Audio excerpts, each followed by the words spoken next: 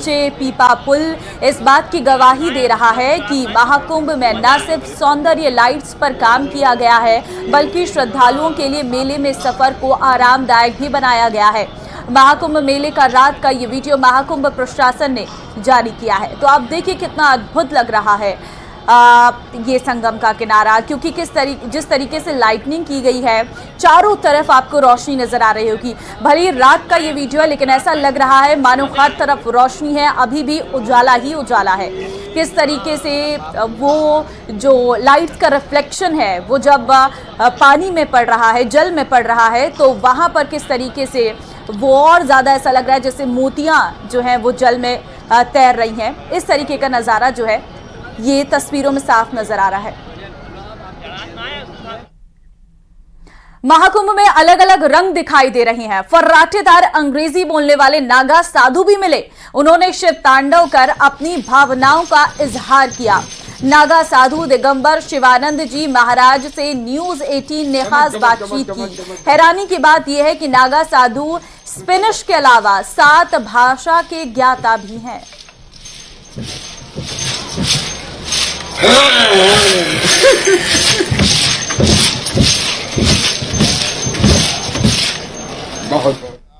Today it's about the time to our. I like to go to my mess because I am sitting here about 12 o'clock noon. Just I finished my tapasya. So tell me about yourself in English. That from where you born and when did you you became Naga Sadhu, and how much pleasure do you feel after becoming Naga Sadhu, and what do you want to say to the youth of today, and what's your mantra of success and what's your mantra of positive energy? After becoming a member of Niranjani Akhada Haridwar, I had done the Vedanta course. Since last 12 years, I am practicing my yoga and meditation all day, every day, all morning. If I can't get any piece of biscuit, I can never avoid my yoga practicing. And after becoming a Naga Sadhu, I visited Kedar, Bedri, Tunganath, Kalpeshwar, Kartik Swami Mandir. बर्फ ही बर्फ इलाकों में हम दर्शन किया। उधर वेदांत में कहते हैं कि ऐसा भिन्न भिन्न जगह में, गर्मी में, ठंडी में, बारिश में, ये साधु है ना बराबर स्वस्थ है, समझते हैं। प्रयागराज में आईआईटी वाले बाबा के साथ ही एक पीएचडी वाले बाबा भी पहुंच गए हैं, जिन्होंने यज्ञ पर पीएचडी की है। साथ ही बाबा का दावा है कि इन्होंने इलेक्ट्रॉनिक्स में बीटेक भी किया है। यज्ञ से एक तरफ जहां जितना एटमॉस्फेयर क्लियर होता है, उतनी हमारी आत्मा की शुद्धि भी होती है।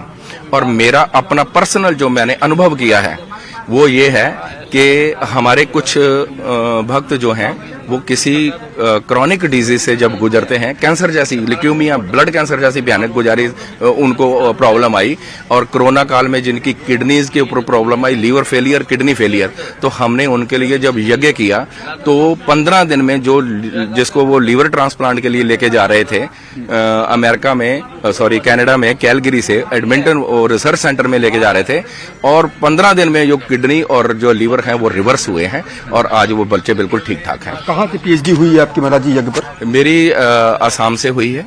ये प्रज्ञा ज्योतिष नॉन एकेडमिक संस्था है, जहां से मैंने यज्ञ के ऊपर पीएचडी करी है। और आपने ग्रेजुएशन बीटेक किया, इलेक्ट्रॉनिक्स इंजीनियरिंग में बीटेक किया। किस ईयर में बीटेक किया था? और दिल्ली निजामुद्दीन औलिया से मैंने किया था। और पहले मेरी जो फॉर्मल एजुकेशन है +2 की, वो मैंने पंजाब से करी।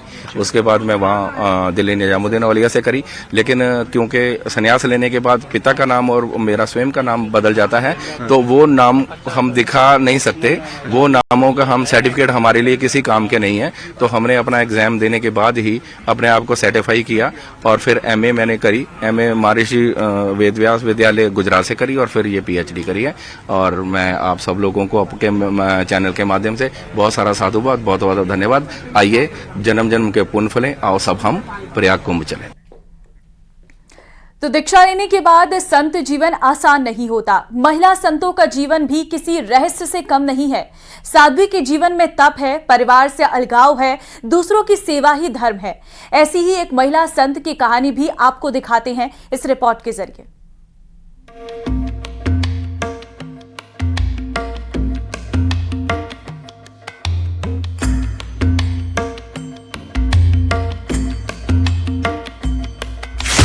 देखिए, संत जब हम बनते, हमारी मुख्य संन्यास दीक्षा होती है, तब हमारा पिंडदान होता है। हम स्वयं का भी जीते जी पिंड भर देते हैं कि अब हम जिएंगे तो अपने लिए नहीं, अब हम संसार के लिए जिएंगे, हम अपने धर्म के लिए जिएंगे। अगर धर्म के लिए हमें अपने प्राण न्यौछावर करने पड़ गए तो हम उसके लिए भी पीछे नहीं हटेंगे। तो संत बनने के बाद किसी से दुनिया में रहते, लेकिन दुनिया से जुड़ के नहीं, कोई मिला तो ठीक, नहीं मिला तो ठीक है। सुना आपने भगवा कपड़ों में महिला संत गोशिका जी महाराज ने क्या कहा। 12 साल की उम्र में दीक्षा लेने वाली इस महिला संत की कहानी थोड़ा अलग है। भागवत कथा का वाचन भी करती हैं और खुद सुकून का दावा करती हैं। महिला सन्यासियों की कहानी बताती है कि संत जीवन में एंट्री आसान नहीं होती। घर परिवार से रिश्ता अलग हो जाता है, स्वयं का जीते जी पिंडदान कर देते हैं और तय हो जाता है जिएंगे तो धर्म और संसार के लिए, खुद के लिए नहीं। मेले में रहे और वहाँ भी एकांत मन में संतों के रहस्यमयी जीवन की कहानी में गोशिका जी महाराज भी अन्य संतों से अलग हैं और महाकुंभ में लोगों के लिए आकर्षण का केंद्र बनी हुई हैं। वैराग्य तो बचपन से ही होता है और सबसे बड़ी भगवत कृपा और गुरु कृपा होती है। 12 वर्ष की उम्र में भगवा धारण किया है, लेकिन हमारे अखाड़े की ऐसी परंपरा है, किसी को भी अतिशीघ्र संन्यास की दीक्षा नहीं देते हैं, क्योंकि पूरा वैराग्य की गुरु परख लेता है, उसके बाद दीक्षा होती है। कहीं ऐसा ना हो कि कोई शमशानी वैराग्य होता है। शमशानी वैराग्य का मतलब कई बार व्यक्ति दुखी हो जाता है ना, तो उसके मन में आता है कि सब कुछ छोड़ छाड़ के संत बन जाए, और जैसी परिस्थितियां सही होती है तो फिर उसके मन में पुनः विचार बदल जाते हैं। छोटी सी उम्र में दीक्षा लेने के लिए गोशिका के परिवार का माहौल भी था। बचपन से ही उन्हें धार्मिक कार्यों में दिलचस्पी रहती थी और इसलिए धीरे धीरे उनका लगाव बढ़ता गया। पढ़ाई जारी रखी और इतिहास में पोस्ट ग्रेजुएट होने के बाद संत बन गई। एक साधारण परिवार की सामान्य लड़की ने महिला संत बनकर समाज सेवा की सौगंध ली और अब संगम किनारे उनकी तस्वीरें सबके सामने हैं। संत व्यक्ति 3 प्रकार से व्यक्ति बनता है। एक तो है प्रभाव से। आजकल कई लोग प्रभाव से जल्दी किसी से प्रभावित होकर, हाँ संतों का जीवन तो बड़ा सरल है, देखने में सरल लगता है, लेकिन संत जीवन अगर वाकई में देखें तो बहुत त्याग संत के जीवन में होता है। पूरा जीवन संत का त्याग में होता है। संत संसार के बीच में रहकर भी संसार से अलग रहते, इसी का नाम संत है।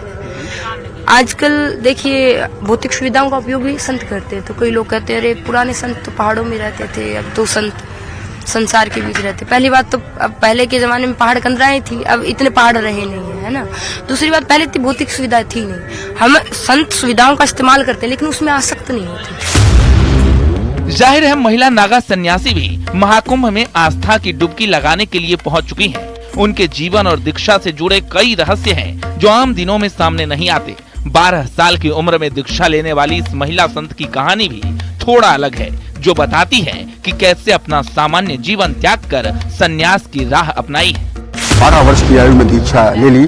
हमको लगता है कि इनकी आयु भी बहुत कम होगी, 18-19 वर्ष के आसपास की होंगी, लेकिन ये श्रीमद् भागवत कथा कहती हैं और गोशिका जी महाराज यही कहती हैं कि उन्हें बेहद खुशी है कि वो अपना पूरा जीवन ईश्वर के चरणों में समर्पित कर चुकी है। वाकई में महिला सन्यासियों की दुनिया भी रहस्यों से भरी हुई है। कैमरा पर्सन सोनू मंडल के साथ उमेश श्रीवास्तव, न्यूज़ 18, महाकुंभ नगर, प्रयागराज। महाकुंभ में आस्था के संगम के बीच अनोखे बाबाओं का भी संगम लगा हुआ है। कुंभ में कबूतर वाले बाबा भी पहुंचे हैं। बाबा का कबूतर अनोखा है। बाबा की माने तो कबूतर काजू बादाम खाता है और बोतल का पानी पीता है। देखिए, पंचनाम अखाड़ा पे इस वक्त हम मौजूद हैं और ट्रेंड कर रहे हैं कबूतर बाबा। उन्हीं से जान लेते हैं कितने लंबे वक्त से कबूतर उन पर है और इसी तरह सवार है। क्या वो कभी उड़ता नहीं बाबा? कभी कबूतर उड़ता नहीं उड़ता है। कितने साल हो गए? आज जो है इनके पास में 9 से 10 साल जो है यह कबूतर रह गया। हाँ। और जैसे ये तपस्या करते हैं, हाँ। ऐसे ये कबूतर तपस्या करता है। जैसे माता पार्वती ने भोलेनाथ को जो है वहाँ अमर कथा सुना रहे थे, तो भोलेनाथ ने जो है अमर कथा सुनाया था तो कबूतर सुन लिया था। हाँ। ऐसा जो है ये अमर कथा की जैसे जो है ये अमर हो गया है महाराज के साथ में। जैसे ये तपस्या करते हैं, हाँ। ऐसा ये कबूतर इनके साथ में तपस्या करता है। सोते, खाते, बैठते, उठते सब जगह ये रहता है। साथ में सब जगह सब साथ में रहता है। परेशानी नहीं होती कभी? ये जो है कि तीसरा कुंभ है, स्नान कर रहा है, शाही स्नान करता है। अभी तक कितने कुंभ कर लिया आपने कबूतर के साथ? तीसरा ये शाही ये तीसरा कुंभ है। श्री पंचदश नाम जूना अखाड़े में जो है ये 16 मणि के जो है साधु हैं और इनका नाम राजपुरी जी महाराज है। क्या बताऊँ मैं, क्या बताऊँ? विशेषता क्या है आपके कबूतर की? विशेषता तो क्या है, जीव से शिव से प्रेम है, बस यही तो प्रेम की भाषा है। सबसे प्रेम करो, परिवार से भी करो, अपने घर में परिवार है, माता पिता की भी सेवा करनी चाहिए। आज का समय वो है, कोई सेवा किसी की नहीं करता, दिखावा है, ये सब दिखावा ही है। जितने भी ये खड़ा है ये सब दिखावा कर रहे हैं। जीवों की रक्षा करने की बात हमेशा होती है, आप तो यहाँ पर साक्षात ये बड़ा एग्जाम्पल यहाँ पर दे रहे हैं। जीव की रक्षा भी कर रहे हैं, उससे पाल पोस भी रहे हैं, अपने साथ भी रख रहे हैं। तो साथ में रहता तो हम तो सबको यही कहते हैं ना, तो परिवार की भी सेवा करो, इसी तरह परिवार की भी करो। परिवार भी एक जीव ही है, जीव से शिव है, सब जीव ही है। जहाँ देखूं वहाँ शिव की माया है, ये सब जीव है और जीव शिव है। आपके साथ भी डुबकी लगाई कबूतर ने? लगाई ना। कुछ नाम रखा है क्या आपने? हरिपुरी। हरिपुरी। हरिपुरी नाम रखा है। हरी सुनता है आपकी? सुनता है। सुनता है। आप पूछो, पूछ लेगा भाषण। भैया इधर सुना, बुलाइए ना आप, बुलाइए। ये खिलौना नहीं है ना, वो खिलौना नहीं है, वो तो खिलौना हो जाता है बोले तो हर चीज। वो कोई, वो तो सिर्फ प्रेम है उसका, जब उसकी मस्ती में हर चीज मस्ती में रहता है, भजन है उसका। वो कोई दिखने में जो दिखता है वो है नहीं। पिंजरे में कई सारे कबूतर रहते हैं, अगर उन्हें थोड़ी देर के लिए बाहर निकालते हैं तो वो उड़ जाते हैं। ये तो खुले में है, उसके बाद भी नहीं उड़ रहा है। ये हवन धुना का जो है देखो साथ में तपस्या करता है, और हवन भी जो है देखो जो है धुआं भी लगता है तो ये नहीं उड़ता है। हाँ। जैसे संत में मैं हो गया है। हाँ। और ये कोई जन्म में कोई संत था। हाँ। इस जन्म में कबूतर बन के संतों के शरण में है। हाँ। तो ये जो है पंछी नहीं है। पूरे देश में आप चर्चा का विषय बने हुए, कबूतर वाले बाबा कहाँ गए? हम ढूंढ के पूरा आपको आए हैं यहाँ पर। कैसा लग रहा है आपको? ये सब गुरु पीरों की कृपा है। महाकुंभ में व्यवस्थाओं को लेकर श्रद्धालुओं और बाबाओं का क्या कहना है, वो भी आपको सुनवाते हैं। बाबाओं के भी अलग अलग रंग यहाँ पर देखने को मिले हैं। कोई कबूतर बाबा है, कोई IIT बाबा है, कोई हाथ ऊपर करके खड़ा है। अलग अलग तरह के बाबा मतलब रंग जो है यहाँ पर बाबाओं के नजर आ रहे हैं। उनकी तस्वीरें भी मैं कैमरामैन से कहूंगी कि आपको दिखाएं कि आखिर बड़ी संख्या में किस तरह से लोग यहाँ पर पहुंच रहे हैं, बाबाओं का आशीर्वाद ले रहे हैं। और ये तस्वीर बेहद खास आप देख रहे हैं, लोग यहाँ पर हैं और सिर्फ देश से नहीं विदेशों से भी कई सारे ऐसे लोग आए हैं यहाँ पर जो अखाड़ों में बाबाओं के दर्शन करने के लिए यहाँ पर पहुंच रहे हैं। यहाँ पर मैं कैमरामैन को कहूंगी यहाँ पर ये तस्वीर दिखाएं। ये देखिए कितनी बड़ी संख्या में लोग यहाँ पर मौजूद हैं। एक मिर्ची बाबा भी हमें मिले, वो उन्होंने कई सालों से ना पानी पिया है न अन्न खाया है, सिर्फ मिर्च खाते हैं और उसी पर जीवित हैं, ऐसा उनका कहना है। उनका कहना है, यकीन नहीं है तो हमारे साथ चलिए, 2 साल तक रहिए, आपको पता चलेगा कि हम आखिर जीवन में क्या कर रहे हैं। ये तस्वीर देख करके आप समझ सकते हैं कि अब लोगों का जुड़ाव कितना ज्यादा है। अलग अलग कोने से, देश के अलग अलग कोने से जो बाबा यहाँ पर जुटे हैं, लोगों को आशीर्वाद दे रहे हैं, लोग इनसे आशीर्वाद लेने के लिए पहुंच भी रहे हैं। बाबाओं से भी हम बात करेंगे, पर कई सारे लोग भी यहाँ पर हैं, उनसे भी हम बात करते हैं कि आखिर कैसा उन्हें लग रहा है जब वो गंगा घाट से आ रहे हैं और स्नान करके आ रहे हैं और बाबाओं का आशीर्वाद ले रहे हैं, तो उन्हें कैसा लग रहा है। कहाँ से आई हैं? छत्तीसगढ़ से आए। छत्तीसगढ़ से आए, कैसा लग रहा है? अच्छा लग रहा है। गंगा स्नान कर लिए? हाँ, कर लिए। बाबाओं का आशीर्वाद लेने आए हैं, कैसा लग रहा है? बहुत अच्छा लग रहा है। कहाँ से आए हैं? हम लोग छत्तीसगढ़ से आए हैं। अच्छा लग रहा है यहाँ पर? बहुत अच्छा लग रहा है। बाबाओं का आशीर्वाद लेके कैसा लग रहा है आंटी? अच्छा लग रहा है। अच्छा लग रहा है। अच्छा। सब व्यवस्था अच्छी है? सब व्यवस्था। कहाँ से आई हैं आप? आप ग्वालियर जिले से। ग्वालियर से आई हैं? MP मध्य प्रदेश से आई हैं? हाँ। अच्छा लग रहा है आपको? अच्छा लग रहा है। उज्जैन भी जाएंगी बाबा के दरबार में अगली बार जब कुंभ होगा तो? हाँ, जाएंगी। जाएंगे। कैसा लग रहा है आपको? अच्छा लग रहा है। व्यवस्थाएं कैसी हैं? बहुत अच्छा। कहाँ पर रुके हैं आप लोग? हम लोग वहाँ रुके हैं हॉस्टल में। अच्छा, व्यवस्थाएं जो की गई हैं आप जैसा सोचकर आए थे वैसी व्यवस्थाएं हैं और अच्छी हैं? कैसा है? और अच्छे हैं, और सब अच्छी है, बढ़िया अच्छी है। व्यवस्था है। तो सेवा भगवान की सेवा कर रहे हैं। हाँ। संतों लोगों ने। कैसा लग रहा है? बहुत ही अच्छे लग रहे हैं। अच्छा लग रहा है। कब आए आप? हम कल आया। कल आए। कहाँ से आए? कोलकाता से आए। कोलकाता से आए हैं। मजा आ रहा है? बहुत मजा अनुभव आ रही है। अच्छा है? अच्छा है। एक्सपीरियंस अच्छा है? बहुत ही अच्छे लग रहे हैं। कैसा लग रहा है? अच्छा लग रहा है। अच्छा लग रहा है। और दादा? बहुत अच्छा है। अच्छा है। व्यवस्थाएं अच्छी हैं? हाँ, यहीं रुके हैं आप? बहुत। हाँ, यहीं रुके हैं? हाँ, बहुत अच्छा लग रहा है। अच्छा है अनुभव? बहुत अच्छा।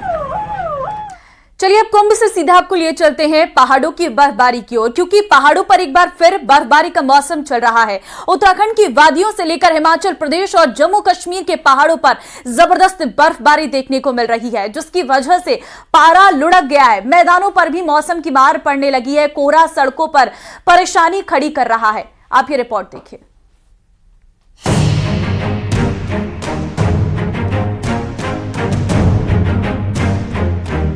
हिमाचल प्रदेश में भी बर्फबारी का दौर शुरू हो चुका है।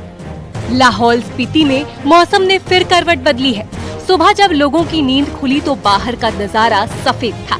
ताजा हिमपात के चलते लाहौल स्पीति बर्फ की सफेद चादर से ढका हुआ है। प्रचंड ठंड के चलते लोग अपने घरों में भीतर दुबकने को मजबूर है। जो ताज़ा हिमपात हुआ है तो इसके चलते जो समूचा इलाका बर्फ़ की एक बार फिर से ताज़ा बर्फ़ से जो है ढक चुकी है। इसके साथ साथ जो लंबे समय से किसान और बागवान जो बर्फबारी का इंतज़ार कर रहे हैं, हालांकि बर्फबारी पिछले दिनों भी हुई थी लेकिन उतनी ज़्यादा नहीं हुई थी। अब उम्मीद यही की जा रही कि आने वाले जो समय में जो है बर्फबारी होगी। सिरमौर के ऊंचाई वाले इलाकों में बर्फबारी के बाद कुछ ऐसा हाल है, क्या घर क्या सड़क, हर तरफ बर्फ की परत चढ़ी हुई है। सिरमौर के ऊंचाई वाले इलाकों में बर्फबारी से जनजीवन प्रभावित हो गया है। वहीं बर्फबारी से किसानों और बागवानों ने राहत की सांस ली है, जो सेब सहित कई फसलों के लिए बेहद जरूरी है। यहाँ पर बर्फबारी रात को 2 बजे से करीब बर्फबारी लगी हुई है, जिससे कि किसानों को भारी फायदा मिलेगा। जैसे सेब वाले हैं, लहसुन वाले हैं, और बाकी सारे रोड कुपी बंद हो गया है और आपका नान रोड भी बंद हो गया है। इससे पर्यटकों के लिए एक और उपलब्धि है कि फिर से दोबारा यहाँ आने का मौका मिलेगा। किन्नौर में भी हर तरफ बर्फ बिछी हुई है। सड़कों पर बर्फ आने से दिक्कतें भी बढ़ गई हैं। 20 जनवरी तक बर्फबारी हो सकती है। निचले क्षेत्रों में बारिश की संभावना है। मौसम विभाग के पूर्वानुमान के मुताबिक शीतलहर जारी रहेगी। राजधानी शिमला में सुबह से ही हल्की बर्फबारी जारी है। नारकंडा के पास NH5 फिसलन की वजह से बंद हो गया है। कुफरी में भी हिमपात हो रहा है। जम्मू कश्मीर के पहाड़ों पर भी बर्फबारी शुरू हो चुकी है। डोडा और किश्तवाड़ में भी बर्फबारी हो रही है। किश्तवाड़ में बर्फबारी से सेब के किसानों के चेहरे खिल उठे हैं। वहीं डोडा से भी बर्फबारी की ताजा तस्वीरें सामने आई हैं। बर्फबारी से जहां लोग खुश हैं, वहीं सड़कें भी बाधित हो गई हैं। पूंछ के ऊंचाई वाले क्षेत्रों में भी बर्फबारी हो रही है। पूंछ जिले को कश्मीर से जोड़ने वाली ऐतिहासिक मुगल रोड का हाल देखिए। बर्फ की चादर चढ़ी हुई है। पीर गली तक बर्फबारी हो रही है। मुगल रोड पिछले 20 दिनों से यातायात के लिए बंद है। अब रामबन की तस्वीरें देखिए। यहाँ भी जमकर बर्फबारी हो रही है, जिससे सड़कों पर चलना मुश्किल हो रहा है। उत्तराखंड में भी मौसम की चाल बदली है। खूबसूरत पर्यटक स्थल चक्राता की ऊंची चोटियों पर एक बार फिर बर्फबारी हुई है। बर्फबारी के बाद यहाँ के मनमोहक नजारों को देखने के लिए पूरे देश से पर्यटक पहुँच रहे हैं। स्थानीय होटल कारोबारी के चेहरे भी खिले हुए हैं। पिथौरागढ़ के ऊंचे इलाकों में जमकर बर्फबारी हो रही है, जबकि निचले हिस्सों में रुक रुक कर बारिश हो रही है। मौसम बदलने से पारा भी तेजी से लुढ़का है। मुनस्यारी, दारमा की घाटी बर्फ की सफेद चादर में लिपट गई है। उत्तरकाशी में भी एक बार फिर से मौसम बदला है। गंगोत्री यमुनोत्री में बर्फबारी जारी है। इसके साथ ही हर्षिल में भी स्नोफॉल हुआ है। पूरी घाटी बर्फ से सफेद हो गई है। बुधवार रात से बर्फबारी शुरू हो गई थी। बद्रीनाथ धाम, हेमकुंड साहिब और फूलों की घाटी सहित औली में बर्फबारी हो रही है। सैलानी बर्फबारी का आनंद ले रहे हैं। औली में इस बार रिकॉर्ड तोड़ पर्यटक पहुंच रहे हैं।